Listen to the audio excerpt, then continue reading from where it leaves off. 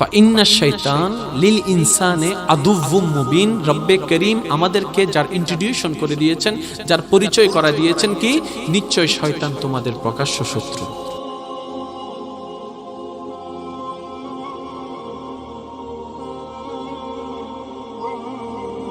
নবী রাহমাতুল লিল আলামিনের হাদিসটা একটু খেয়াল করেন।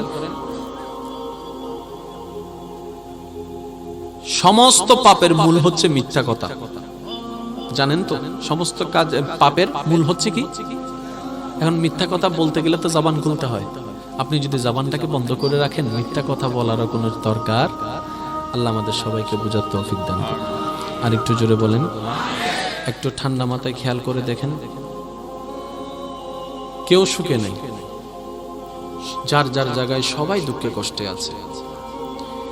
যে চাকরি পায় নাই তার মনে চাওয়া কখন আমি চাকরি পাবো, আর যে চাকরি পেয়েছে সে বলছে যে এই জীবন আর ভাল লাগে না।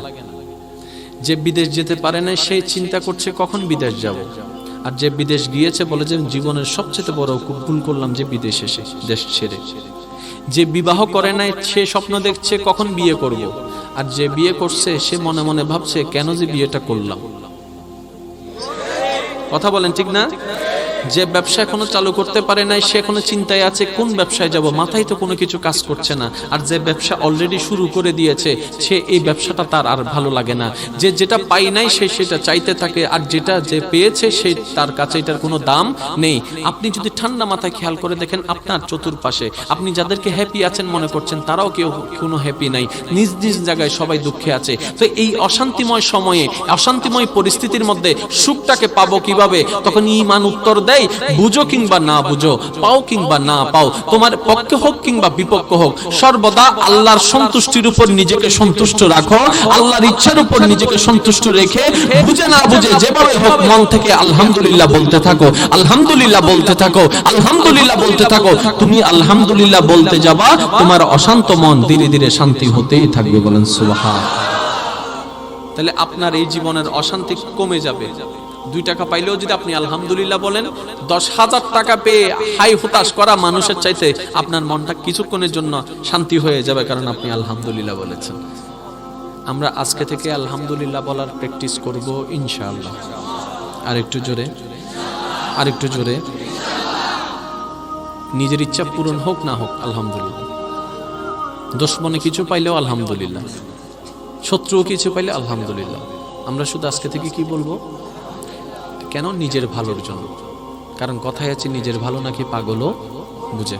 আমরা এটা চেষ্টা করব। আর 2 নম্বর হচ্ছে ধৈর্য এবং সহ্য। ধৈর্য এবং, জোরে বলেন, ধৈর্য এবং। আর ধৈর্য এবং সহ্যকে কন্ট্রোল করতে, নিজের কাছে আয়ত্ত করতে সবচেয়ে বড় মাধ্যম হচ্ছে জিহ্বাকে কন্ট্রোল করতে হবে। এই ছাড়া আর দ্বিতীয় কোনো উপায়। যত কম কথা বলতে পারবেন আমি আপনাকে একটা অনুরোধ করছি, নিজেকে 1 সপ্তাহের জন্য একটা পরীক্ষা নেন। শুধু 1 সপ্তাহ আপনি কথা কম বলবেন। 1 সপ্তাহ মন চাইবে বলতে 10 কথায় আপনি 1 কথা বলবেন। 1 সপ্তাহ নিজেকে পরীক্ষা করে দেখেন, দেখবেন আপনার 1 সপ্তাহ পরে নিজের মনে হবে যে না, এই একটা সপ্তাহ আমি অন্তত অনেক শান্তিতে ছিলাম। একটু খেয়াল করে দেখেন না রব্বে করিমের সেটিংটা। বলার জন্য কি দরকার? জিহ্বা দরকার, জবান দরকার। শোনার জন্য কান দরকার। এবার দেখেন আল্লাহ পাক আপনাকে শোনার জন্য কানটা দিলেন কয়টা? 2টা। বলার জন্য জবান দিলেন কয়টা? 1টা। তার মানে আল্লাহ পাকে আপনাকে জানাই দিতে চাচ্ছে, বান্দারে বলিও কম শুনিও বেশি। কারণ শোনার কারণে প্রবলেম হয় না, বলার কারণে প্রবলেম হয়। ঠিক না ভাই? ঠিক। আল্লাহ পাক আমাদের সবাইকে বুঝার তৌফিক দান করুক, আমিন। সর্বাবস্থায় ধৈর্যের সাথে চলার থাকার তৌফিক দান করুক, আমিন। যারা যেখানে আছেন, যে অবস্থায় আছেন, মিলমিশ করে থাকবেন। বিশেষ করে ভাই ভাই ভাই বোনের মধ্যে মিলমিশ করে রাখবেন। এই জবানটাকে বন্ধ রাখবেন। কোনো ভুল বুঝাবুঝি থাকলে ছোট বড় মিলে যান, আপনারা মিলে যান। হিংসা, অহংকার, রাগ লেখে কোনো লাভ এই পর্যন্ত কারো হয় নাই, ভবিষ্যতে কখনো হবে? জোরে বলেন না হবে? মিলে যান। আপনাকে মিলতে দিচ্ছে না কিন্তু শয়তানে। একটা জিনিস খেয়াল করেছেন, যখন রেগে যান তখন অনেক কথা বলতে ইচ্ছে করে। যখন রাগটা থেমে যায়, মাথা ঠান্ডা হয়, তখন মনে হয় এই কাজটা কেন করলাম, এই কথাটা কেন বললাম। এরকম জিনিসটা হয় কি আপনাদের? হইলে একটু আওয়াজ দেন। হয়? তাহলে আপনি একই মানুষ 2 মিনিট আগে এত চিল্লালেন, এত কিছু বলতে ইচ্ছে করলো আপনার, আবার 2 মিনিট পরে আপনার একই মানুষের সবকিছু উল্টা হয়ে গেল কেন? আমরা আসলে বুঝি নাই কোনটা শয়তানের কোনটা আমার, কোনটা শয়তানের কোনটা আপনার। যখন আপনি রেগে কথা বলতে ইচ্ছে করছিল, এটা কিন্তু আপনি ছিলেন না, এটা তো শয়তান ছিল। সেজন্য নবী বলেছেন যখন রাগ উঠে যাবে জবান বন্ধ করে ফেলো, কারণ শয়তান সে তোমাকে দিয়ে, তোমার জবানকে দিয়ে বলাবে তার কথাগুলা, সমাজের সাথে পরিবারের সামনে তোমাকে কালার বানাই দিবে। সেজন্য রাগের সময় নবী বলছেন জবান বন্ধ রাখো। এই 2 মিনিট পরে যখন আপনার রাগ ঠান্ডা হয়েছে, আপনার সবকিছু অনুশোচনা লাগছে, আপনার সবকিছু অনুশোচনা লাগছে, সবকিছু খারাপ লাগছে, না আমি বেশি রিয়েক্ট করে ফেলেছি, বেশি বলে ফেলেছি, বেশি ভুল ধরে ফেলেছি, বেশি মেরে ফেলেছি, এই যে একটা অনুভব, এটা মূলত আপনি ছিলেন। বুঝেন না মানে আমার কথাটা? যখন আপনি রাগ অবস্থায় ছিলেন, ওই সময়টা আপনি ছিলেন না, আপনাকে শয়তান কন্ট্রোল করছিল। আর যখন রাগটাকে ঠান্ডা হয়ে গেল, যখন রাগটা ঠান্ডা হয়ে গেল, অনুশোচনার সময় যে মানুষটা, এটাই আপনি। আরো সহজ করে দিই, মাঝে মধ্যে আপনাদের হয় না সবকিছু ছেড়ে কালকে থেকে নামাজ শুরু করব, কালকে থেকে ভালো হয়ে যাব, হয়? এটা আসলে আপনি। সুবহানাল্লাহ বলেন। এখন কি রাত না দিন? তো রাত হলে রাত, দিন হলে দিন, ঠিক না? খারাপ হইলে খারাপ, ভালো হইলে। তো যে মানুষটা কোনো সময় নামাজ পড়ে না, তার কেন হঠাৎ করে ইচ্ছা করবে আমি আজকে থেকে নামাজ পড়া শুরু করব, কালকে সকাল থেকে নামাজ পড়া শুরু করব? এটা মূলত আপনার মনের কথা ছিল। আর যেটা পড়তে ইচ্ছা করে না, যাইতে ইচ্ছা করে না, এটা যেটা হয়, এটা আপনি ছিলেন না, তখন আপনাকে শয়তান কন্ট্রোল করছে।